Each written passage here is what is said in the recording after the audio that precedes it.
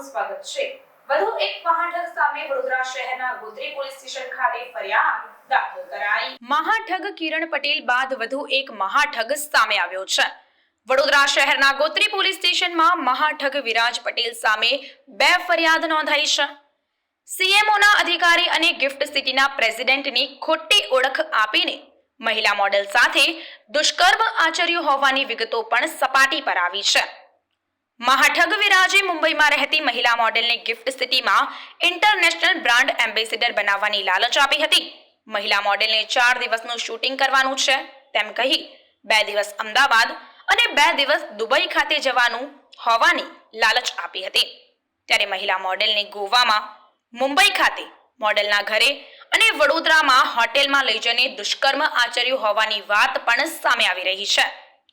મહિલા મોડેલના વિવિધ બેંકના એટીએમ કાર્ડમાંથી 3.50 લાખ પણ વાપરી નાખ્યા હોવામાં આવ્યા છે। ત્યારે મહિલા મોડેલે ગોત્રી પોલીસ સ્ટેશનમાં આ બાબતની ફરિયાદ નોંધાવી છે। મહાઠગ વિરાજ પટેલ ગઈકાલે મોડેલ સાથે થિયેટરમાં ફિલ્મ જોવા જતા સમયે અન્ય લોકો સાથે માથાકૂટ પણ કરી હતી અને લોકોને તથા પોલીસને સીએમઓના અધિકારી તરીકેની મહાઠગ ઓળખ આપી હતી।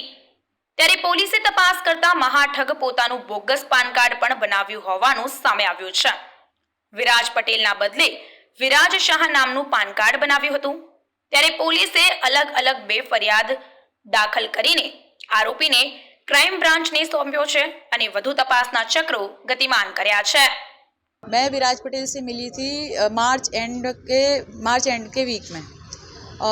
मुझे किसी कोऑर्डिनेटर ने उनका नंबर दिया था और कहा था कि अपनी प्रोफाइल भेज दो। मैंने उनको अपनी प्रोफाइल भेजी, मेरा सिलेक्शन किया। उन्होंने मुझे मैसेज किया कि आप गिफ्ट सिटी की ब्रांड एम्बेसडर के लिए, इंटरनेशनल ब्रांड एम्बेसडर के लिए सेलेक्ट हुई हैं। वहाँ से हमारी बातचीत शुरू हुई और फिर मुझे ये बोला गया कि मेरा पर डे का जो फीस रहेगा वो 1,50,000 रहेगा, शूट का पर डे का, और मुझे 50,000 सैलरी मिलेगी इस शूट पे, इस गिफ्ट सिटी के जो कॉन्ट्रैक्ट होगा उसके हिसाब से, और एक गाड़ी दी जाएगी और एक फ्लैट दिया जाएगा लोखंडवाला में, जो कि मैं वो फ्लैट देखने भी गई। उसके नाम का मेरे अकाउंट से चेक भी गया हुआ है। इन्होंने मुझसे ये कहा, विराज पटेल ने मुझसे ये कहा कि उस अकाउंट से 2,47,50,000 का चेक जाएगा, आपके फ्लैट का अमाउंट जो आपको गिफ्ट सिटी की तरफ से मिलेगा, अमाउंट वो बिल्डर को जाएगा। उसका चेक मैंने दिया हुआ है, उसकी डिटेल्स भी मैंने यहाँ पे मेंशन कराई हैं। अब ये देखा जा रहा है, उसके धीरे धीरे दौरान में मुझे विराज पटेल पसंद आए, हमारा रिलेशन बना वो, लेकिन वहाँ पे ये बात नहीं थी कि मैं उनके साथ पर्सनल रिलेशन बनाऊंगी। उसमें उन्होंने मुझे धीरे धीरे फोर्स किया। जब मैं उनसे पहले दिन मिली थी फ्लैट देखने के लिए, ये 8 तारीख की बात है, 8 अप्रैल की 2023, जिसमें उन्होंने मुझे फ़्लैट दिखाया, पूरे दिन घुमाया और मुझे जाने नहीं दिया। ये कहा कि मेरी फ़्लाइट है मालदीव्स के लिए और आप एक काम करो, आप रुक जाओ यहीं पे, मुझे ना एयरपोर्ट ड्रॉप करके जाना। तो मैंने कहा ठीक है, मैं आपको एयरपोर्ट ड्रॉप करके जाती हूँ। उस बीच में फिर हमारी बात हुई, इनकी फ़्लाइट डिले होती रही उस दिन, और फिर इन्होंने मुझे जाने नहीं दिया सुबह 3 बजे तक। उस 3 बजे के दौरान इन्होंने मुझे कहा अच्छा मुझे ज़रा सा काम है बाहर। 27,000 रुपये इन्होंने मेरे ATM से निकलवाए और इन्होंने कैश ले लिया। वहाँ से ये सिलसिला शुरू होता है। मैं आपको चलिए पूरी कहानी बता देती हूँ। ये पूरी कहानी जाएगी तो अच्छी बात है, क्योंकि मेरी जान को ख़तरा है। जहाँ से ये केस हुआ है, मेरे घर वालों को थ्रेटन आ रहे हैं कि आप पीछे हट जाओ।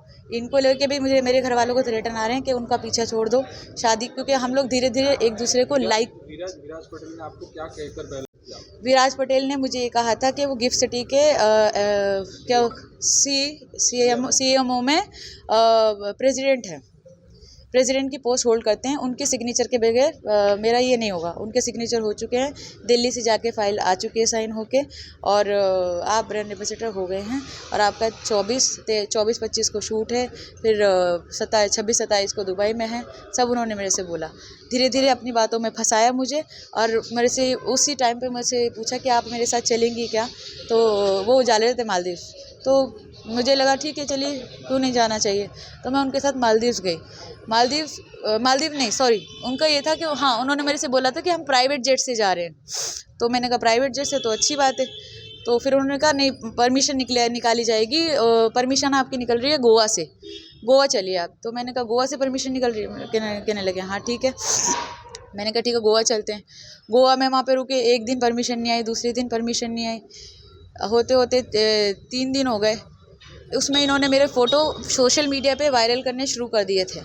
सोशल मीडिया पे मेरे लग रहा है इस तरीके से जो कॉन मैन है वो इस तरीके से आपके जैसी कई लड़कियों के साथ इस तरह बहुत से किसी के भी साथ कुछ हो सकता है, किसी बहला दिया जा सकता है, बहुत चीज़ें हुई हैं जो मैं आज भी खुल के नहीं बता रही हूँ। आप क्या मेरी चाहती है एज अ लेडी जी। क्या चाहती है? मुझे बस यही कहना है कि मैं एक बहुत पुरानी आर्टिस्ट हूँ, बॉलीवुड में काम कर रही हूँ।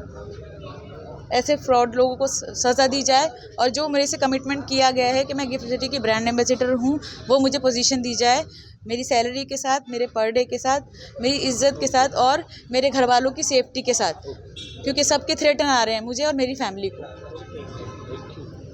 क्या मामला क्या है? मुझे हायर किया गया था गिफ्ट सिटी के शूट के लिए, जैसा कि बोला गया था। मुझे कोई कोऑर्डिनेटर मिला था एक, उसने मुझे प्रोजेक्ट्स फॉरवर्ड किया और मैंने अपनी प्रोफाइल फॉरवर्ड की। शूट के लिए गिफ्ट सिटी का शूट होने वाला था अहमदाबाद गिफ्ट सिटी में, जिसकी मुझे brand ambassador, international brand ambassador यहाँ पर 24-25 को शूट था और दुबई में शूट था मेरा 26-27 को, ऐसा कहा गया था। और मेरी सब साइनिंग्स वगैरह हो चुकी थी, लेकिन वो नहीं हुआ कि मुझे रोका गया, मुझे रिप्लेस करने की कोशिश की गई।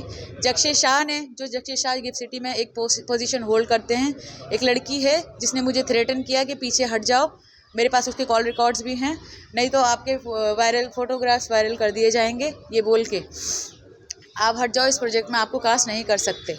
जक्षे शाह ने ये किया है और उर्वशी सोलंकी ने ये किया है। और जहाँ तक कि बहुत सारी चीज़ें हुई हैं, मैं पूरी तरीके से डिटेल में बताना नहीं चाहती। ये जो रेप केस हुआ है, रेप केस का बहुत लंबा प्रोसीजर है, वो मैं कैसे बताऊँ, मुझे समझ में नहीं आ रहा है, क्योंकि हमारा प्रोफेशन ऐसा है कि नाम गया तो बस नाम बहुत ज़्यादा ख़राब होगा। वो तो है ही, मतलब में आपका नाम ऐसा भी डिस्क्लोज नहीं हुआ जो जी।